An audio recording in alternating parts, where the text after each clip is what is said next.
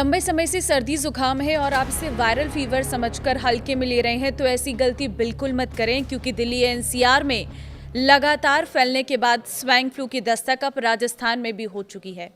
अब राजस्थान में भी अलर्ट है, क्योंकि राजस्थान के कृषि मंत्री doctor Kirori Lal Meena swine flu positive आई हैं।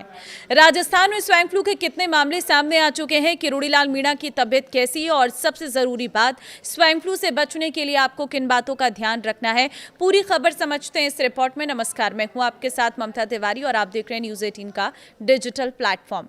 सबसे पहले बात दिल्ली की कर लेते हैं, क्योंकि दिल्ली में इस साल इन्फ्लुएंजा के करीब 3000 मामले सामने आए हैं। इनमें से 2308 मामले H1N1 यानी स्वाइन फ्लू के सामने आई हैं।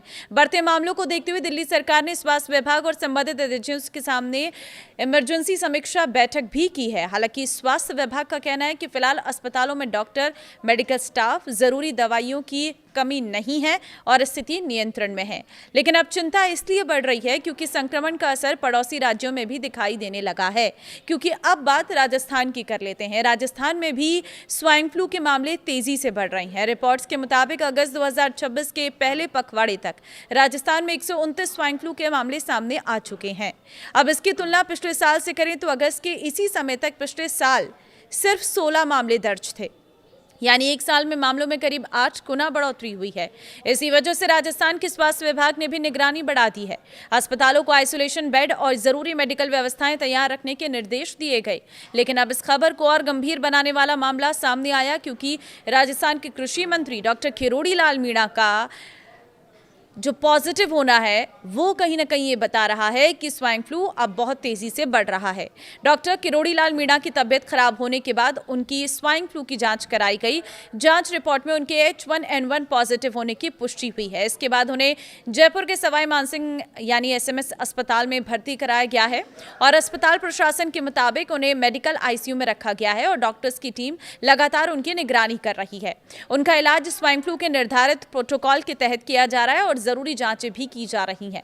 संक्रमण को देखते हुए डॉक्टर्स ने फिलहाल उनसे मिलने जुलने से बचने की सलाह भी दी है। यानी एक तरफ राजस्थान में स्वाइन फ्लू के मामले बढ़ रहे हैं तो दूसरी तरफ राज्य के एक वरिष्ठ मंत्री का H1N1 पॉजिटिव होना भी सामने आया है। लेकिन यहां आपको घबराने की जरूरत नहीं है, क्योंकि स्वाइन फ्लू एक वायरल इंफेक्शन है और इसके लक्षण कई बार सामान्य फ्लू जैसे ही दिखाई दे सकते हैं। इसलिए लक्षणों को नजरअंदाज करना सही नहीं है।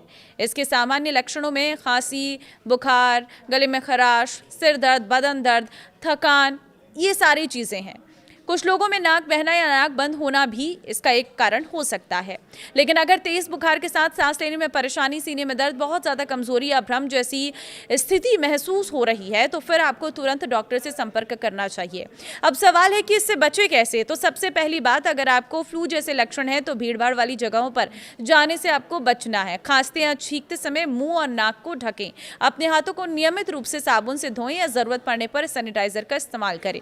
अगर घर में किसी व्यक्ति को फ्लू जैसे लक्षण हैं तो उसके साथ बहुत नजदीकी संपर्क से बचना बेहतर है और सबसे जरूरी, बिना डॉक्टर की सलाह के खुद से एंटीबायोटिक या दूसरी दवा शुरू ना करें।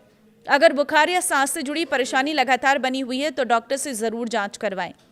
खासकर अगर परिवार में बुजुर्ग, छोटे बच्चे हैं और पहले से ही किसी बीमारी से जूझ रहे कोई लोग हैं तो इन मामलों में सावधानी बहुत ज़्यादा ज़रूरी है, क्योंकि कई बार शुरुआत में सामान्य लगने वाला फ्लू कुछ लोगों में गंभीर रूप भी ले सकता है।